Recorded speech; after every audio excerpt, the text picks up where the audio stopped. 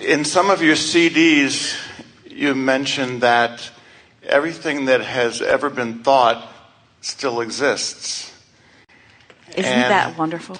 I don't understand how that's possible. In what form does it exist? It doesn't exist as manifested reality. And that's good in many cases. Everything that has ever been thought still exists vibrationally. And law of attraction is doing a magnificent job of holding that thought vibration in a cohesive, coherent conglomeration of beingness. And that's the reason that when you get a whiff of something and you turn your attention to it, in very short order, you can cause it to be manifested in your experience. Oh, this is such a good question. And the answer is just going to knock your socks off. It has so many layers to it. We're just salivating at the possibilities of exploration here. So you heard us talking about how you are source energy first and foremost, and that you express a part of that consciousness into this time-space reality. So here you are. Let's talk about this from your standpoint. You are exploring contrast and thinking about a lot of things, and you get what you think about. And so if you think about anything long enough, it becomes a manifested experience. So you thought it and it manifested. But every thought that has ever been thought still exists. In other words, there is the potential of anyone getting hold of something and giving it enough attention that by law of attraction it begins to actualize. First there is thought, then there's thought form, and these words are tricky because they're all levels of vibration and all levels of discernment of vibration. When something becomes what you call a real life experience, a manifestation that everyone can look at and observe sort of similarly, we say it's just a lot of thinkers have given a lot of thought to it until it is manifested. But there are all levels of thoughts that some people can see and some people can't see. Do you see auras? Do you see the energy that is called aura? Is it present in this room? Can you see it here? Anybody seeing any aura around Esther? So we'll goose it up just a little bit. Do you see it? Now, some are seeing it and some aren't. Some are saying, oh my. So, is it real or isn't it real? Was it a reality? Wasn't it a reality? It was a vibration that some were able to decipher, some were not. They're all levels of thought. And anytime you give your attention to something long enough, you can activate it within your vibration so that by law of attraction, you begin to have an experience of it. So now come back around to your original proposition. And let's see if we've laid a basis of groundwork, and then we'll take it further. Do you have to keep thinking it all the time in order for it to manifest? Or does it sort of come and go? Like it appears, then you're there for a while, and then it goes away. You see, as in this contrast that we're talking about, when you know what you don't want, you often really know what you don't want while you've briefly given birth to what you do want. So as long as what you don't want is more dominantly active within you, what you do want cannot come. And so this is a wonderful question. Do I have to consistently be a vibrational match to the things that I want? The answer is, of course. You must be consistently a vibrational match. In other words, you want to focus upon something long enough that it begins to manifest. And people say, well, if it would manifest first, then it would be easier for me to focus upon it. And we say, and that's the point that we're making with you. It is much easier to keep something going than it is to start it up out of the ethers, so to speak. That's one of the benefits that those who are living the successes that you would like to live provide for you. They are a point of focus. You could find someone who is living some aspect of life that you would like to live yourself. And if you could isolate that aspect and give it your undivided attention, it would be a very short period of time. We're talking about days or weeks that you would be expressing in terms of manifestation, similar, if not identical, manifestations. It just has to be, because every manifestation is an indication of vibration. That's really the theme of this gathering today. Not only do we want to say manifestation will happen, but we want to de-emphasize the importance of the manifestation. The manifestation is the in-the-moment response to the dominance of the vibration that you're offering. So as your vibration moves around, then the manifestations move around too. So how would I hold some manifestation steady in my experience? By holding the vibration steady in your experience. Well, how would I do that? By focusing more deliberately. By paying attention to the way you feel, by reaching for thoughts that feel increasingly better, by not being sloppy in your thinking, by paying more attention to what you think and what you want than what others are saying about it, by caring about how you feel, by monitoring your guidance system, by being aware that this thought's an upstream thought and then trying to morph it into something that feels more downstream.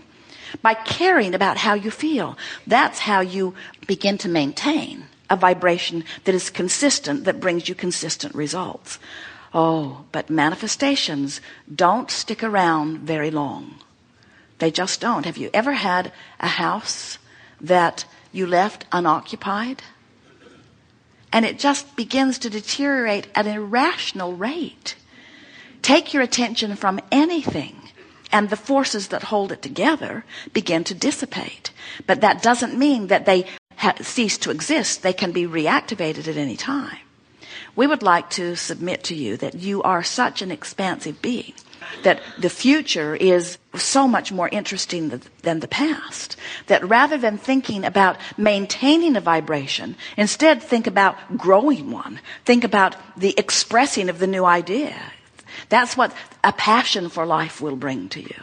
We want to get back to this idea of the manifestation being the indicator of vibration, because a lot of times people say, well, I want to learn how to offer my thought. I want to practice it and get so consistent at it, get so consistent at loving myself, so consistent at loving others, so consistent at feeling good, so consistent at appreciating, so consistent about looking for positive aspects in whatever I'm giving my attention to, so consistent in that I become a constant vibrational match to this expanded version of me. That's what I want. And we say, that's a wonderful thing to ask for, but a more practical thing to ask yourself to be is, I just want to feel as good as I can feel from where I am. I want to be more aware of how I feel so that I can feel when I'm thinking a thought that doesn't feel so good, and I can catch myself in the early subtle stages and then just reach for a better feeling thought. And as you care about the way you feel, what begins to happen is things that match that better feeling begin to manifest. So we present this to you, and then we say the manifestation is the indication of vibration, but it's a post-manifestational indicator. So your emotions are pre-manifestational indicators. So if you've got a negative emotion, which is your indicator that you're pulling against something you want, which can never be good for you because the stream is so mighty. If you hadn't gotten your stream going, then maybe you could lollygag on this issue. But if you feel negative emotion, that means you've got your stream going and you got to go too. Otherwise, a stream and your upstream thoughts are going to pull you apart. So then most of our physical friends will say, well, I sort of get that analogy. I can understand that the stream is flowing and that I've got to go with it. And so we say, if you've got negative emotion and you don't know what it means, so you don't stop and reach for a more downstream thought, don't worry, the tension within your experience will become greater. Because law of attraction is responding to all aspects of you, to the aspect of who you've become and to the aspect of who you're being. So if you've got negative emotion and you don't know it, don't worry, it will get bigger. If you've got negative emotion and you know it, but you don't do something about softening it, don't worry, it will get bigger. It will get bigger until it becomes sensation, until it becomes physical deterioration or something. In other words, the manifestation will keep being the indicator. And then what happens so often when you get the physical indicator, whether it's something to do with your body or a relationship or your finances, no matter what it is, then most of you take the indicator as something so much more emphatic than it is. You say, oh, look what I've come to. And we say, no, look where you temporarily are. And you say, oh, but look what has happened to me. And we say, it's just an indicator of vibration. Offer a different vibration, you'll get a different indicator. You don't go to the gas station with you just barely limped in, your gas gauge is over there on empty, and you just sit there in a heap of depression. Oh, look what I've come to. I'm on empty. I thought I would do better. It's just a stupid indicator. That's all it is. Fill up your tank and get on with life, you see.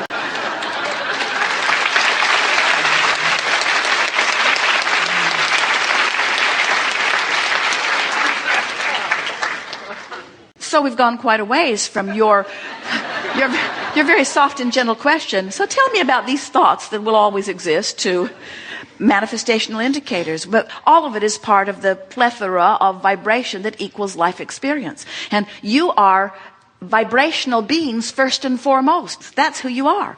You're vibrational beings. And all of this stuff that you call manifestation is just indicators of vibration.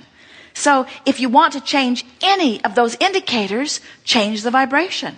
And watch how powerfully law of attraction will summon to the thought. Everything that you're living is that culmination point, that indication point. Good to know.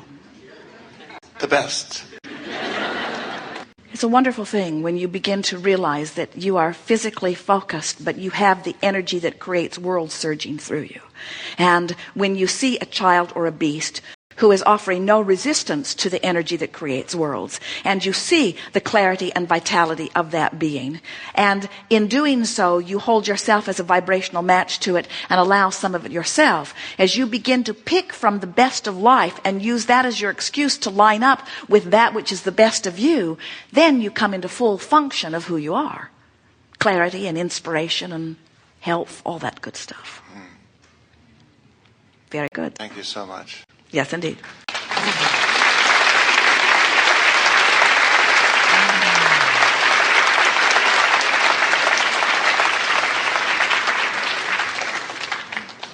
We have enjoyed this interaction immensely. It is delicious to interact with those like you who are coming to know who you are.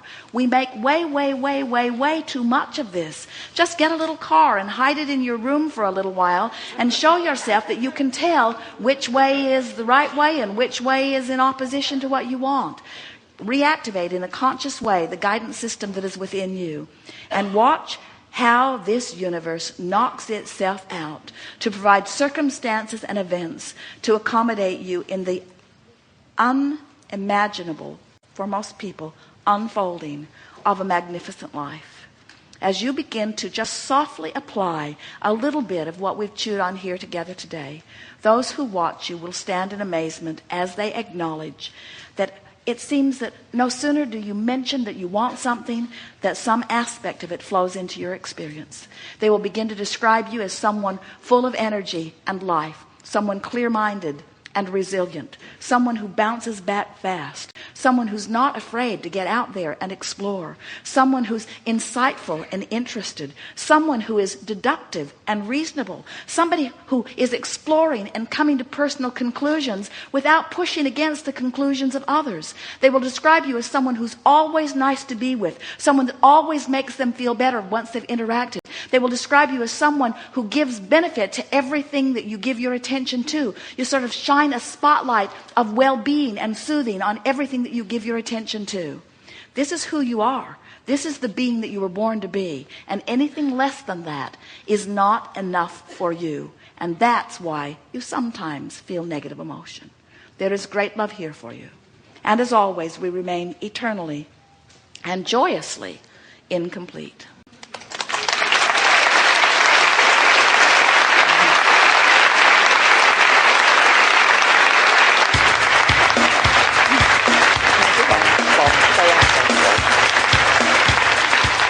Thank you.